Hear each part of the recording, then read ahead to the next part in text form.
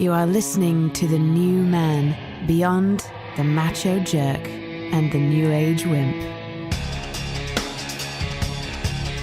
Your host is men's coach Tripp Lanier.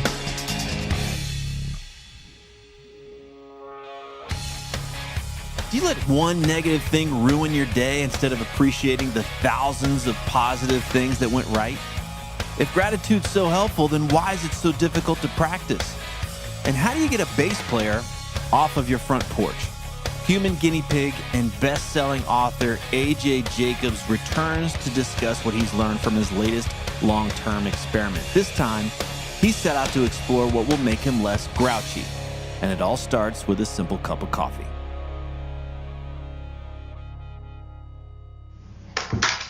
Hey, Tripp. AJ, how are you, buddy? I'm good. How are you? I'm well. It's good to see you. Good to see you. Hold on, let me do this. Hopefully this is better. You've got the nice fancy microphone there. I try to be professional, but it works only half the time. But hopefully it's working now. Only half the time. What's it's temperamental, like a kind of a diva microphone. Well, it's more my lack of gadget savviness. Okay. So I'm thankful, of course, to be on your show. I was wondering when that first one was coming. You got in there. In there. You know, you've been on the show several times, and you've come on to talk about the year of living biblically. Let's try that one again. You've talked about the year of living biblically. Still going to work on that one. Drop dead healthy. You're this human guinea pig. Was your wife happy that you did something not so crazy this time around and just went down this road? That's a good question. Yeah, this was better for my marriage than several of my other books. As you mentioned, I did one called The Year of Living Biblically, where I had to follow all the rules of the Old Testament, including grow this huge beard. I had this topiary hanging from my chin, and my wife wouldn't kiss me for 7 months, and I couldn't touch her when she was menstruating. So yeah, she didn't love that. This one, it was much, it was much about easier. gratitude and good lesson for our kids. So yes, it bought me some capital. Well, when you came on and we talked about drop dead healthy, and we talked about all these different practices that you were into, and I asked you what was the main one that really stuck out, and you mentioned gratitude at the time. So why do you think it's so hard for people to get it to practice this thing? What's the resistance to practicing gratitude? It seems like it would be really simple. We say thank you all the time, but that's not really what the practice is. I'm just curious from your perspective to go out and write this book about gratitude, and you do it in such an interesting, unique way, but like, just right off the top, why do people kind of have a hard time expressing sincere gratitude, not just the social things that we're supposed to say when you hold the door or something like that? Well, I just don't think we're wired to be grateful. And if you believe evolutionary psychology, it's because when we were cave people, it was much more important to focus on the negative. You want to focus on the one wild mushroom that is poisonous. You want to focus on the lion who might chase you, as opposed to, marveling at all the good things. But nowadays, it's just a terrible way to go through life, a cause of a lot of stress and depression. And, I often think about it as my battle between my inner Larry David and my inner Mr. Rogers. And the Larry David, I believe when I was born, I was just temperamentally, the Larry David side is really strong. And that means grumpy, agitated, irritated, like just in it, like injustifiably so. Even though everything is going well in life, we just still got to find a reason to be kind of find the negative. We are excellent at finding the negative and focusing on that. The 3 or 4 things that go wrong every day, as opposed to the hundreds that we just don't notice that go right. So this book was an attempt to systematically build up that Mr. Rogers side, and it worked to some extent. I still complain and notice the negative, but it's been a radical change in perspective. Well, I want to come back to this. You call it in the book, you call it the negativity bias, the negative bias. We have a deficit mindset instead of a surplus mindset. What do you find for yourself when you're in that place? And you describe some of the scenarios, like when you miss the subway and that kind of stuff. But like, what do you do when you find yourself in that place of you're in your Larry David and you want to be a little bit more Mr. Rogers? Well, I think, there are several strategies. And I think it's like a practice. It's like, training for a triathlon. You actually have to go out and do this consciously. So it could be making a note to yourself every time something goes right. Like, so I talk about when I press the elevator button, I'm thankful the elevator comes. I get in the elevator, I'm thankful it doesn't plummet to the basement and break my collarbone. There are hundreds of things that go right that we don't notice, and we focus on the ones that go wrong. And this whole book was kind of an exercise in reminding myself all that I take for granted. Yeah. And the premise of the book is, as you know, that I take my cup of coffee and I try to thank every single person who made that cup of coffee possible, however small their role. And it was fascinating because you do see that it is a network. It's hundreds of people. It's 6 degrees of gratitude because, I can thank the truck driver for carrying the coffee beans, but he couldn't do his job without the guy who built the road. So I got to thank that person. Yeah. And then, the person who painted the yellow lines on the road so the truck didn't veer into oncoming traffic, and I could have spent the rest of my life finding people. Well, that's right. It's so interconnected, all the little things that have to go into place to have your cup of coffee every morning. It's just easy to just, like you said, you just kind of shove your credit card in the face of the barista and just like, here, but exactly. All the things that had to line up in order for you to have just this simple cup of coffee. And when we break it down, it's actually quite a miracle that all these things happened and the people that showed up and you call them the bass players of life. What do you mean by that? Oh, by the way, how do you get a bass player off your front porch? How do you do it? You pay him for the pizza. So what do you? Sorry, I'm a musician. You got to throw a bass player joke in there. I see the guitar in the background, and that's not a bass guitar. That's not no. I got one over here though. I love bass players. Don't worry about that. But what is that? You're talking about how we've got this thing. We all want to be the center. We want to be center stage. We want to be the rock star. We want to be the lead singer, the lead guitarist. Right. And yet the world is built upon the rhythm section. It's built upon these bass players of life. What do you mean by that? Absolutely. Just what you said, that the bass players are so important and so under-recognized. And this actually came about because I hung out a lot with a bass player for this book. His day job is that he is the guy who tastes the coffee for my cafe. Like, he samples the beans, and it's hilarious because he'll taste a cup and his face will light up and he'll start spouting adjectives like, this tastes like pineapple upside down cake and maple syrup and hints of lavender, and I'll take a sip and be like, tastes like coffee to me. Yeah, that's what I'm thinking of, coffee. But just learning from him, I did start to appreciate all that goes into it. And what I love is that if he didn't spend all this time and passion, then my life would be a little less rich because my coffee wouldn't be quite as good. And he talked about, it's weird that you're featuring me because I'm a bass player. And he said, but bass players are important, and we just don't get the recognition. And I love that because I do think, like you said, everyone wants to be the rock star. Everyone wants to be the center of attention. But that's not the way the world, that's not how we get great science. We need people who are doing some of the less glamorous work of replicating experiments. And it reminds me of, I saw a couple of weeks ago, Chris Rock, one of his recent stand-ups. He was talking about it in terms of marriage. He said, in terms of marriage, you've got to remember that you are not always the lead singer. Sometimes you got to stand in the background and play the tambourine. That's what he called his that was the name of the show. Special. Yeah. Yeah, and I loved that. And he said the key is you got to look like you're having a good time playing the, you can't be like sneering and like all angry that you're playing the tambourine. You play that tambourine and you enjoy it. Because that's true, you can't always, life does not work if everyone is the lead singer all the time. Well, I think that's why a lot of people are pissed off and resentful is there's this entitlement. There's this sense like I should be the lead singer. I should be out in front. I shouldn't be in the background, just kind of in the tapestry of life. But it seems like if you're disconnected from the meaning of what you're doing, and I think that was really cool. The book, like you're just calling these people up and you're offering them gratitude and they're like, who are you?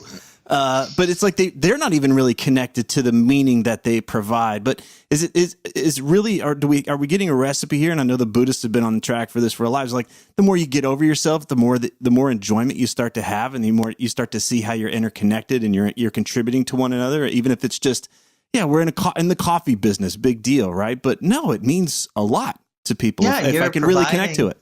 A lot. It reminds me of this anecdote I heard, which I looked into, and it does seem to have really happened. It's not apocryphal, but JFK, when he was president, was touring NASA, and he passed by a janitor, and he asked the janitor, what do you do? And the janitor said, well, I'm helping people to get to the moon. And I love that because he saw his job not as like this terrible, demeaning job of cleaning the toilets, but instead he saw it as part of a bigger picture of, he's got to keep the place clean and safe so that the engineers can do their job and the astronauts can do their job. And I'm sure that frame of mind is much healthier than when you see the big picture. And there have been tons of studies on this too. When you're able to reframe it, when you're able to tell even fundraisers, when you show fundraisers the people that they help, or the students who have gotten scholarships because of their fundraising, they're much more motivated. So if they just write a check and it goes off and they don't really see the impact that they're having. But if you see the impact that you're having, it's like, well, man, I'm going to keep going. This feels good. I can see this. And I think almost every job has that. You just have to recognize it. Well, it seems like we got to shift that frame of mind too. One of the things that I'm going to read a quote here. You quoted UC Davis psychology professor Robert Emmons, and you said he's considered the father of gratitude research. But he flips it around. Like we're talking about being grateful for the position that we have, but and also to have what he says, grateful living is possible only when we realize that other people and agents do things for us that we cannot do for ourselves. Gratitude emerges from two stages of information processing, affirmation and recognition. We affirm the good and credit others with bringing it about. In gratitude, we recognize that the source of goodness is outside of ourselves. So on one hand, we're talking about, hey, I recognize my position here. I'm part of something larger than myself. But then in order to have gratitude, I've got to see that I'm also impacted by things. I'm not just this me against the world. I don't even, what's the part of our brains, this tiny little slimy thing that says I'm separate from everything else in the universe, right? that little disgusting part that just says everything else is working against me, right? It's like there's this aspect of ourselves that, hey, I'm supported here. And a lot of people, if you ask them if they're supported, their first thing might be like, no, I'm not. And they're like, well, look around, look at all the things that are working, right? Like you said, the elevator, or all the things that are happening that we can be supported here. It seems essential that we have to get outside of our own head in that way to recognize that we can be grateful first and foremost. Does that make sense? No, I love that. Yeah. I think gratitude, what makes it so powerful, it's good for the thanker and the thankee. Like ideally, people should be happy when you thank them, but then you feel better. So from a purely selfish point of view, gratitude is a really good strategy. And that's sort of one of the big arcs of my life, is that the paradox that, I was in my 20s and 30s really out for myself and concerned about my own happiness. But I'm sure some Buddhist has put it better, but when you are chasing exclusively your own happiness, you're never really happy. So the irony is, as I don't know, just because I'm older and closer to death, I'm trying to think less about myself and more about my family or my extended family, or, humans or sentient being, whatever, a little bit outside of myself. And the more you can think of that, the happier you are, because it's a relief to not have everything be about your own happiness. It's a relief, like, oh, I had a bad day. Big deal. Big deal. I had a bad day. Like, how are other people doing? Can I help other people? So it's I'm weird. not sure we could go a little far, right? We can kind of disown our aspects, but I get what you're saying. Like, I think we are happier when we're not so focused on ourselves, right? When we're not looking in the mirror and like, how do I look? Idea. Yeah. Right. Like we don't deny that there's challenges in our lives, but obviously this is where we just feel at our best when we're not, the whole story isn't about us and we can actually contribute to others. I do. I mean, it's a lovely paradox in a way. Yeah. You talked about reaching out and saying thank you to so many people as you trace the pathway, what actually creates a cup of coffee. I mean, you were talking about the lids and the cups and the beans, and you went to Colombia. Like, it's an amazing story. But Thanks, you Tripp. call all of these people.